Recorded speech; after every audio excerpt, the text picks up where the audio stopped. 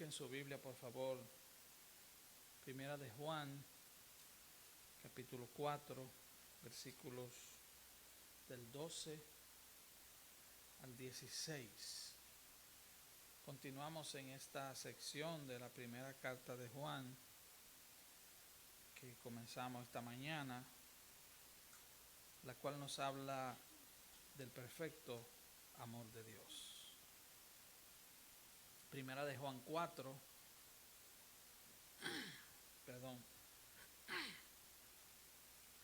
versículos 12 al 16. Cuando lo tengan, dígame amén. Y dice así la palabra del Señor. Nadie ha visto jamás a Dios. Si nos amamos unos a otros, Dios permanece en nosotros y su amor se ha perfeccionado en nosotros. En esto conocemos que permanecemos en Él y Él en nosotros, en que nos ha dado de su Espíritu. Y nosotros hemos visto y testificamos que el Padre ha enviado al Hijo, el Salvador del mundo. Todo aquel que confiese que Jesús es el Hijo de Dios, Dios permanece en Él y Él en Dios. Y nosotros hemos conocido y creído el amor que Dios tiene para con nosotros. Dios es amor, y el que permanece en amor, permanece en Dios y Dios en él. Que el Señor bendiga su palabra en cada corazón y aplique con poder su palabra en nuestras vidas. Puede tomar su lugar.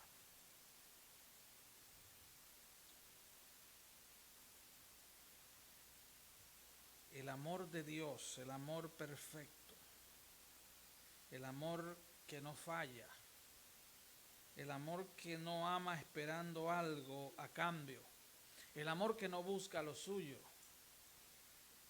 el perfecto amor de Dios. En el capítulo 3, versículo 1, el apóstol Juan dice: mirad cuál amor nos ha dado el Padre para que seamos llamados hijos de Dios. Él comienza hablando del amor, pero él dice: mirad cuál amor. Y la frase cuál aquí, la frase mirad cuál, no se refiere a mira cuánto nos ama, sino mira qué clase de amor. Y en griego significa algo así como, pero ¿de qué país es este amor? O sea, es un amor que no es terrenal, es un amor que es de otra dimensión, de otra galaxia, podríamos decir, el amor de Dios. Decía esta mañana que es uno de los temas más difíciles de predicar, porque es el tema que más nos reta. Porque si un tema no nos desafía como predicador, entonces es un tema flojo. La predicación, a quien primero desafía, a quien primero reta, a quien primero confronta, es a quien la predica. Porque uno se mira en el espejo de la palabra y uno dice: wow, estoy grave. Uno se mira como predicador en el espejo de la palabra y uno dice: qué mal me veo horrible. Veo las arrugas de mi alma, las que no se ven en el espejo de cristal, las veo en el espejo de la Biblia mientras estudio por horas y horas la palabra, y mientras más la estudio, más mal me veo. El amor perfecto de Dios. Y Juan comienza esta sección diciendo: nadie ha visto jamás a Dios. Y usted dirá: pero ¿qué tiene que ver esto con el amor de Dios? Bueno, algunos traductores, después de ese nadie ha visto jamás a Dios, le ponen un pero, y diría algo así: nadie ha visto jamás a Dios, pero si nos amamos unos a otros, algo pasa.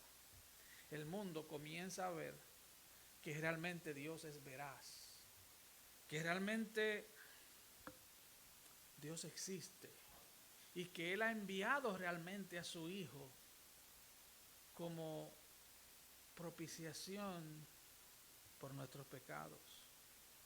Nadie ha visto jamás a Dios. En aquella ocasión, en el libro de Éxodos, vemos como Moisés le dice al Señor, le dice a Dios, muéstrame tu gloria.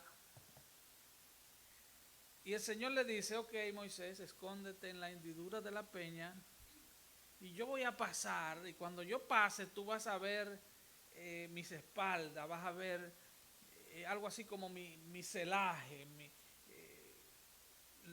la sombra mía la vas a ver.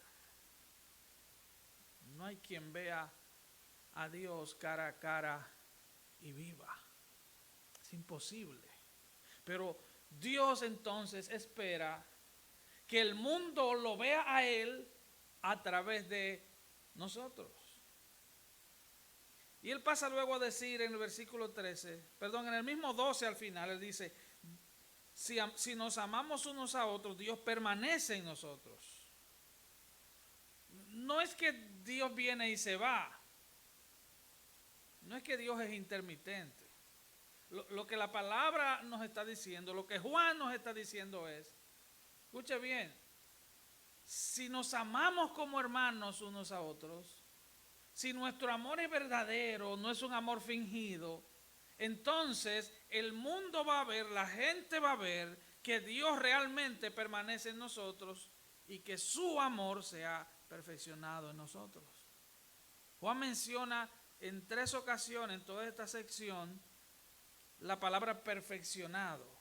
El amor se ha perfeccionado. No es que el amor de Dios es imperfecto y se va perfeccionando.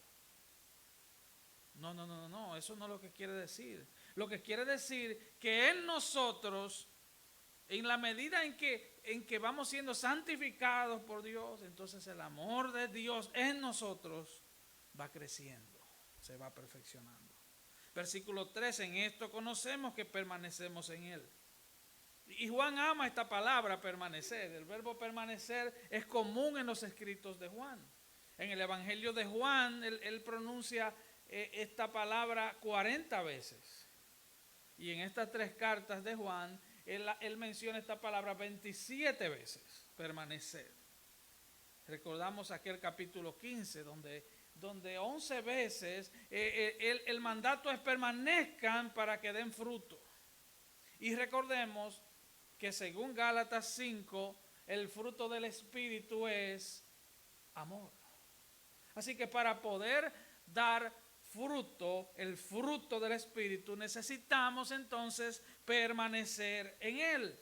El versículo 13 dice, en esto conocemos que permanecemos en Él y Él en nosotros, en que nos ha dado de su Espíritu. Aquí vemos un ingrediente nuevo. Él dice, en esto conocemos, y también recalco, también esta frase es recurrente en las cartas de Juan, en esto conocemos, sabemos.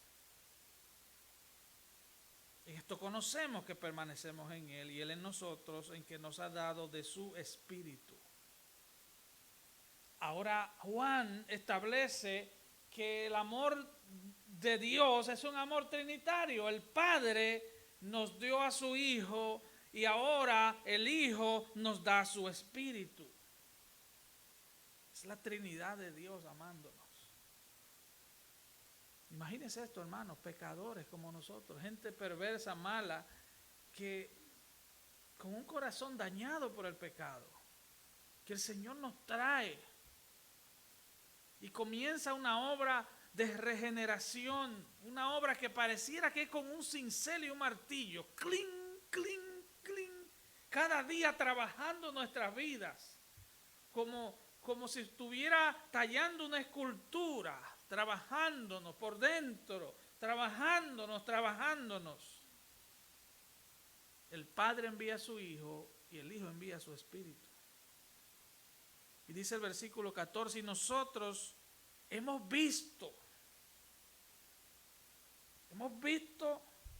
y testificamos que el Padre ha enviado al Hijo, el Salvador del mundo. Hemos visto y testificamos. Juan era testigo de primera línea. Por eso, al comienzo de esta carta, él dice, lo que era desde el principio, lo que hemos oído, lo que hemos visto con nuestros ojos, lo que hemos contemplado y palpado en nuestras manos tocantes al verbo de vida. Él recalca que él oyó, que él vio, que él contempló y que él palpó. Pero en el Evangelio de Juan, él comienza también diciendo, en el principio era el verbo era con Dios, y ya en el versículo 14 del Evangelio de Juan, él dice, aquel verbo fue hecho carne y vimos su gloria. En otras palabras, Juan vuelve a recordar que él es testigo de primera línea. Él dice, nosotros hemos visto y testificamos que el Padre ha enviado al Hijo, el Salvador del mundo. Juan le está hablando a las iglesias de Éfeso del primer siglo, donde se habían introducido falsas enseñanzas de los gnósticos, que decían que Jesús no había venido en carne, que decían que Jesús no era el Hijo de Dios, que era un espíritu que había venido. Él estaba luchando contra falsas doctrinas dentro de la iglesia y era un tiempo de persecución de la iglesia. Era el primer siglo. La gente moría por declarar que era cristiano. Así es que, número uno, el Dios invisible se revela a través del amor visible de los creyentes. Número dos, podemos dar evidencia de que permanecemos en Dios si amamos a nuestros hermanos. Y número tres, el amor que se originó en el Padre se manifestó en el Hijo y quien nos da de su Espíritu.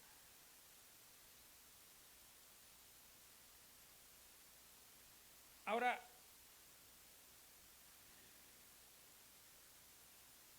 el siguiente punto nos habla de nuestra confesión. Dice el versículo 15, todo aquel que confiese que Jesús es el Hijo de Dios, Dios permanece en él y él en Dios. Quiero que usted ponga atención, que usted abra sus oídos a este versículo, porque pareciera que es así de sencillo. Quiero que usted lo lea. Primera de Juan 4:15. Todo aquel que confiese que Jesús es el Hijo de Dios, Dios permanece en él y él en Dios. O sea, pareciera como que todo el que pase aquí al altar y diga, no, yo confiesa, repite conmigo esta oración. Entonces repiten esta oración, ya tú eres salvo, has nacido de nuevo, vete tranquilo para tu casa. ¿Es eso lo que significa eso? Recuerde lo que acabo de decir. Juan le está escribiendo a unas iglesias en Éfeso que están perdiendo su norte, que está siendo plagada por falsas doctrinas, por falsos maestros, que dicen que Jesús no es el Hijo de Dios, que Él no vino en carne. Él está luchando con persecución y Él está luchando con falsa doctrina. Así que es a ellos a quien Él les dice, todo aquel que confiese es el Hijo de Dios, Dios permanece en Él y Él en Dios. ¿Qué es esto de confesar? Bueno, en los tiempos de Juan, confesar a Cristo era decir que Cristo es el Señor. Ahora, ¿cuál es el problema con eso? En este tiempo no. En este tiempo usted puede ponerle un bumper sticker a su carro que diga Jesús es Señor y usted no va a caer preso por eso. Usted puede tener una gorra que diga Jesús es Señor. Usted puede ponerlo en un t-shirt, letrero grande que diga Jesús es Señor. Y mucha gente te va a decir, me gusta tu t-shirt. ¿Qué pasaba en los tiempos de Juan? En los tiempos de Juan, solo el César, el emperador, era llamado el Señor. Kaiser Curius. Curius es Señor. Kaiser es César. Decir Jesús Curius te ganaba una condena a muerte. Así que la declaración más importante en los tiempos del Nuevo Testamento, era declarar que Jesús es Señor. Era un directo desafío al emperador romano y al culto que se le dedicaba al emperador romano. ¿Estamos entendiendo? Pablo dice en 1 Corintios 12:3, nadie puede llamar a Jesús Señor sino por el Espíritu Santo. Pablo dice en Romanos 10:9 que si confesares con tu boca que Jesús es el Señor, serás salvo. ¿Estamos entendiendo entonces? No se trata de una mera confesión. Decir Jesús es Señor en los tiempos de Juan era decir, yo estoy enfrentando al emperador a quien todo el mundo le llama Señor. Mi Señor no es el emperador. Decir que Jesús es Señor en los tiempos de Juan significaba que Jesús era el único emperador digno de recibir sacrificios. Que Jesús era el único digno de ser honrado y recibir culto. Que Jesús era el único amo y soberano de los creyentes. Que Jesús era el único emperador digno de completa lealtad y obediencia. La palabra kurios, Señor, en el griego significa dueño. ¿Es Jesús tu Señor? Juan está diciendo que confesar,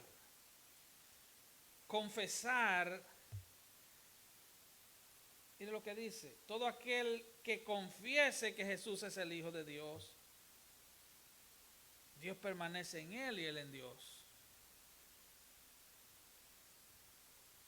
La confesión en los tiempos de Juan era peligrosa.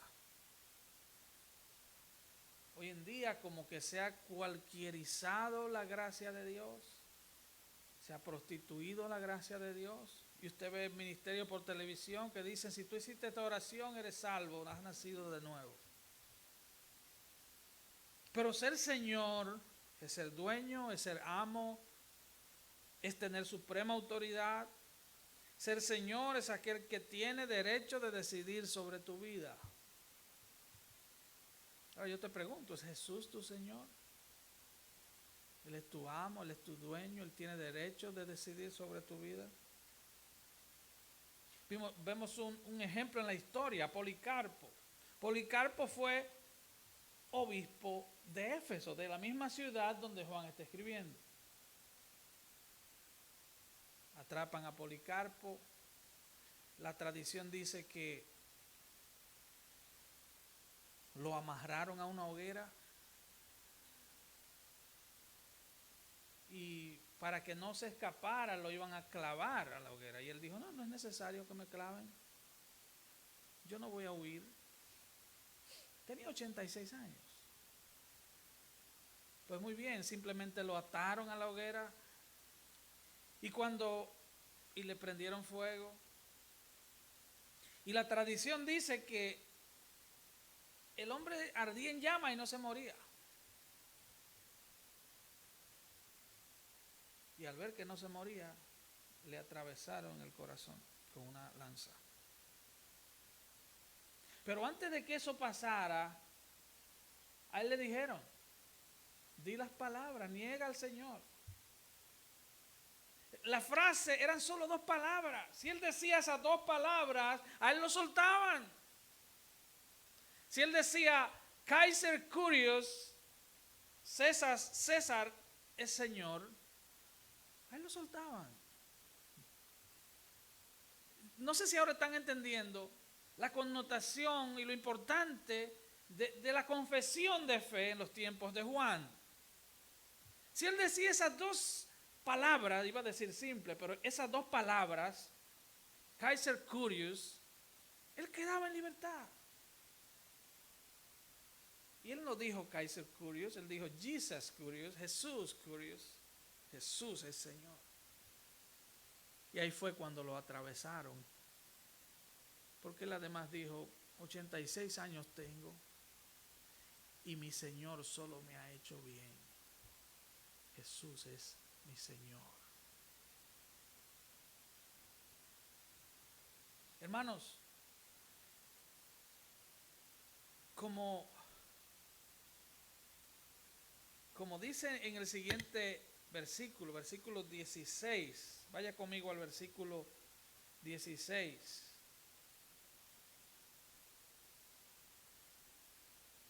Y nosotros hemos conocido y creído. Conocido y creído. El amor que Dios tiene para con nosotros. Él lo dice ahora de nuevo, Dios es amor. Y el que permanece en amor, permanece en Dios y Dios en él.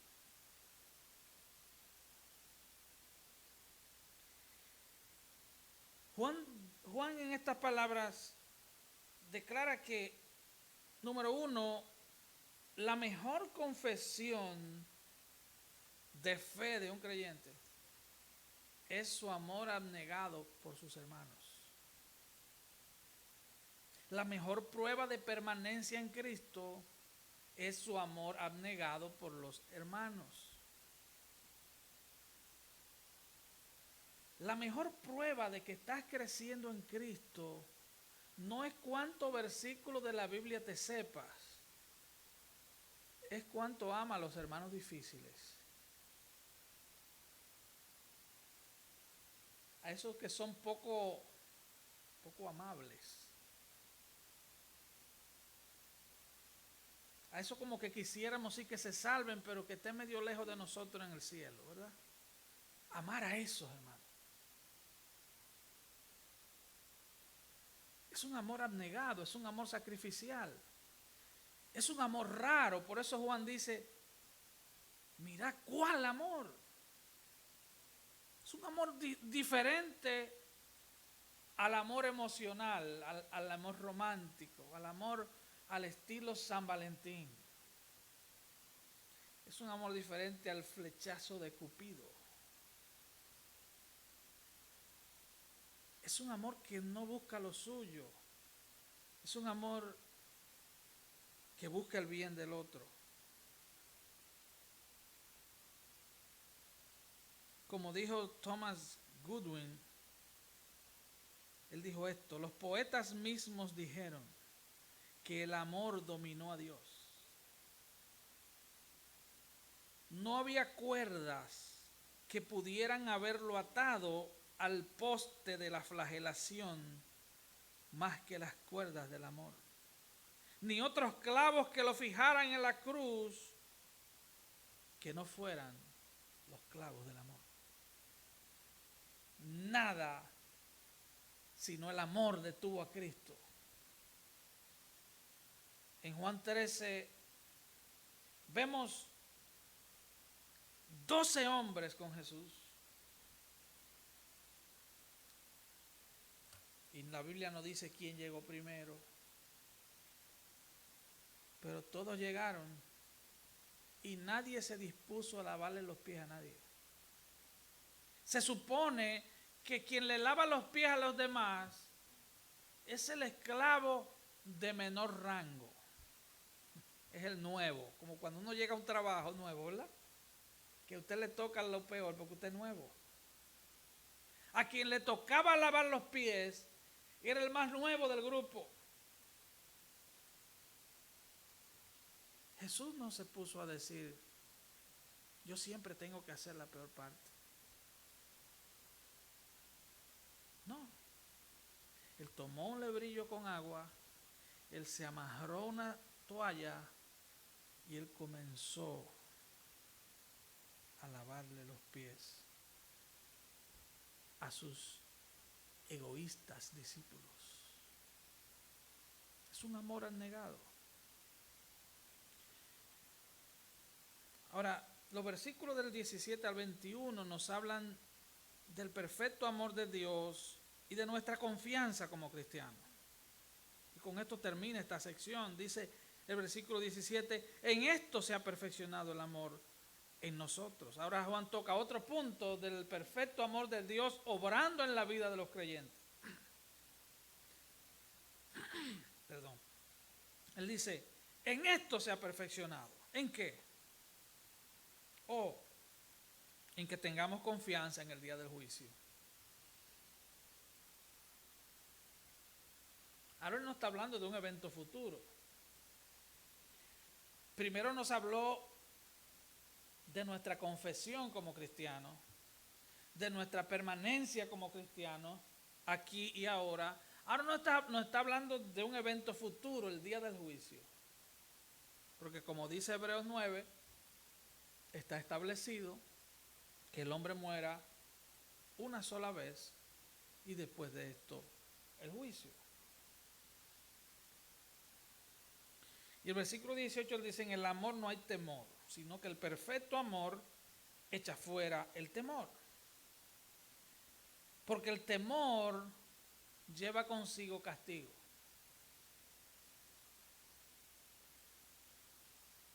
Cuando usted tiene hijos pequeños, ustedes no, ustedes son unos manduletes grandísimos. Pero cuando hay niños chiquitos que ellos hacen alguna travesura, están asustados.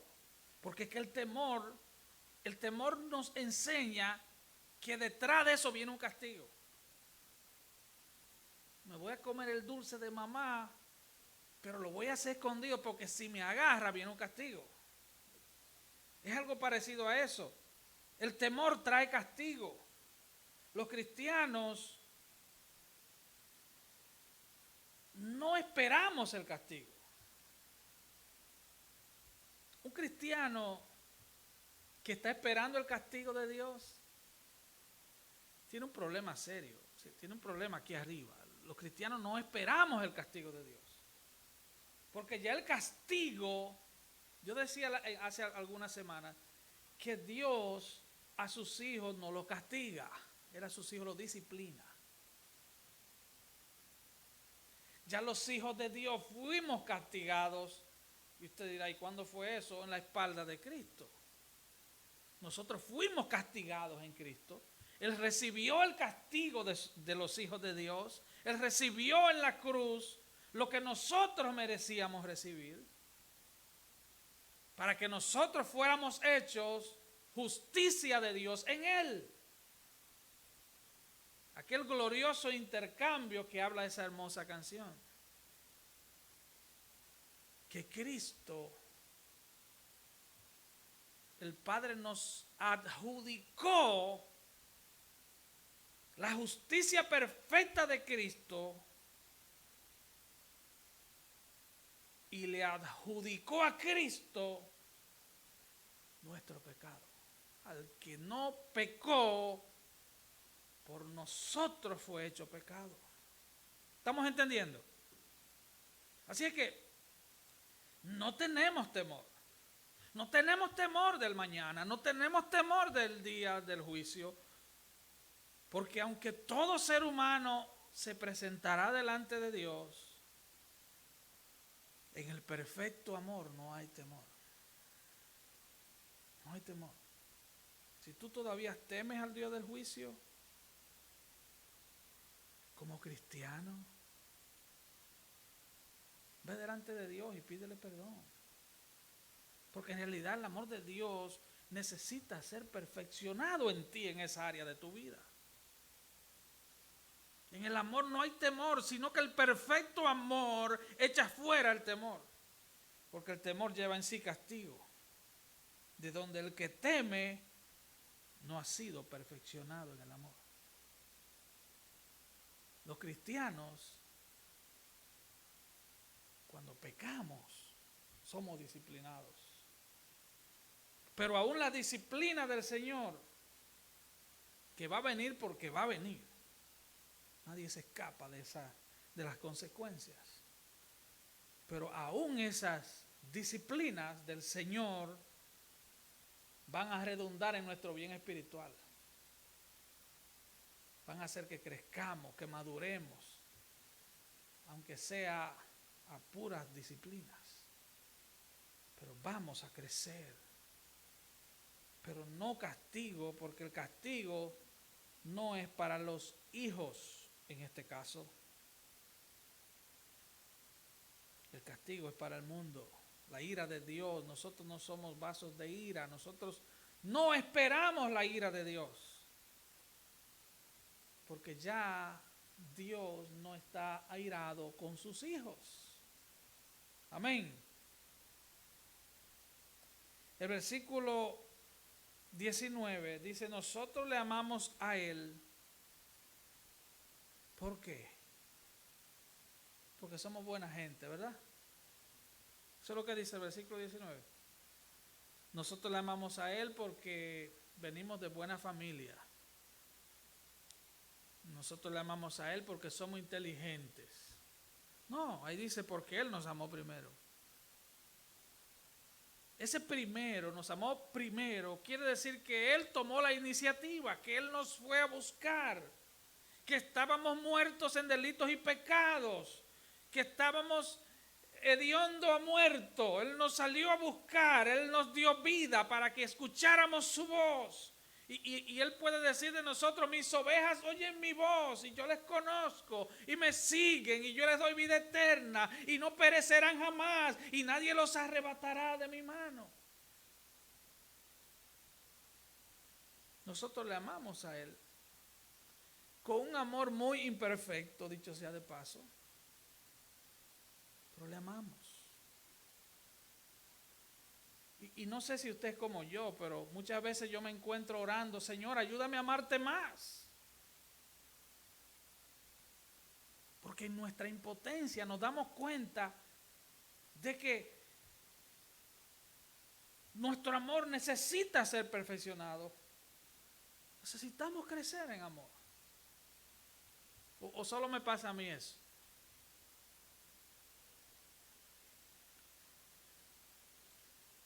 Ahora Juan vuelve en el versículo 20 a recalcar algo que lo ha dicho varias veces, porque Juan es enfático. Si alguno dice yo amo a Dios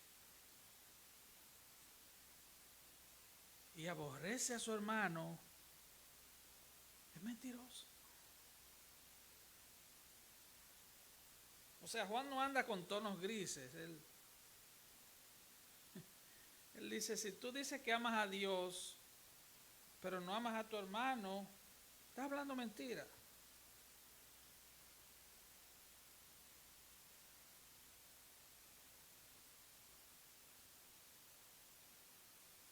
Si tú dices, o sea, primero habla de la confesión, pero ahora dice si tú dices. Si tú dices que amas a Dios y aborrece a tu hermano, eres mentiroso, pues el que no ama a su hermano a quien ha visto, ¿cómo puede amar a Dios a quien no ha visto? Así que él habla de varios temas en estos dos versículos. Número 1, confianza en el día del juicio.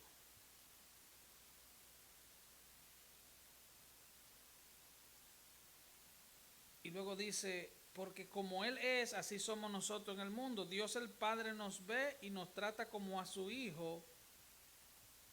Por eso no hay castigo, porque Él nos ve como a su Hijo. Dios nos viste con la justicia de Cristo, ya que el Padre cargó sobre Él nuestros pecados.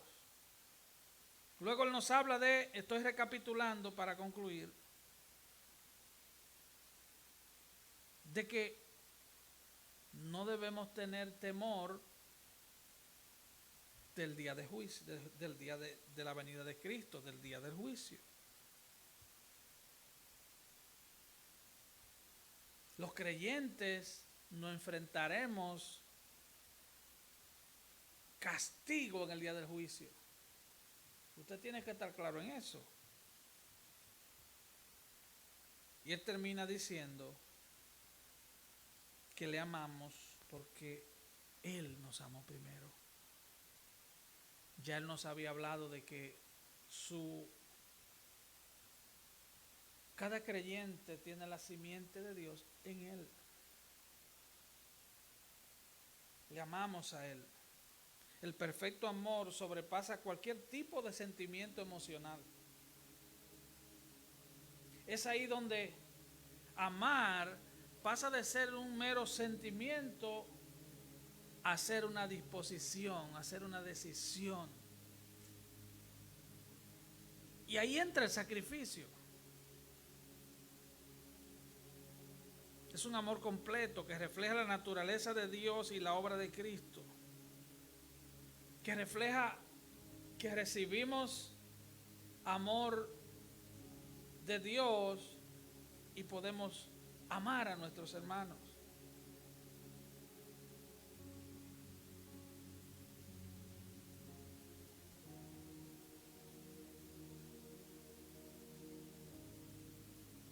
Así que,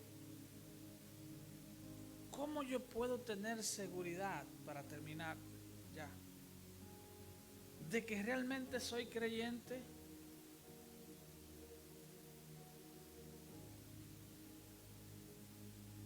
Cuando yo estoy dispuesto a amar como Dios me ha amado, podemos estar seguros que le pertenecemos a Él.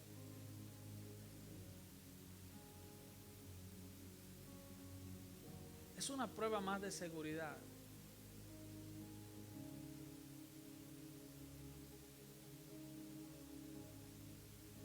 Póngase de pie, por favor.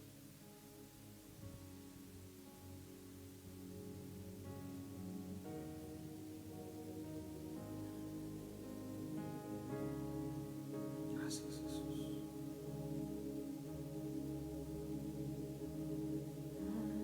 Aleluya, glorioso intercambio, oh cuán gran misterio, que por gracia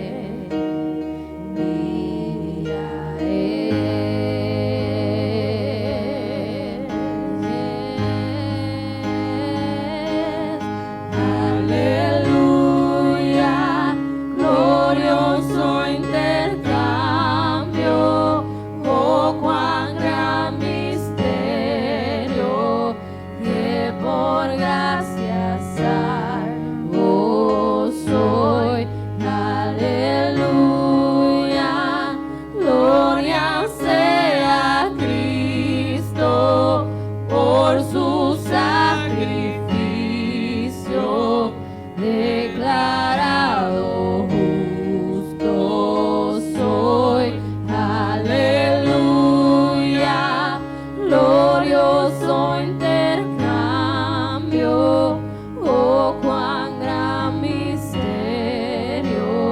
que por gracia salvo soy. Aleluya,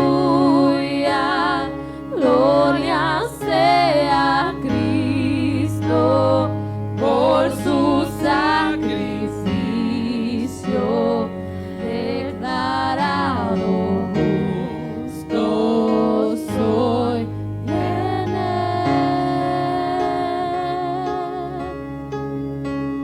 Aleluya. El autor de ese precioso himno, Sublime Gracia, Amazing Grace, John Newton, él escribió estas palabras: Cristo introdujo nuestra naturaleza en el cielo para representarnos a nosotros y nos dejó en la tierra con su naturaleza para que nosotros nos representemos a Él. ¿Cómo podemos representar eficazmente a Cristo? Mostrando el amor de Dios. No hay otra manera.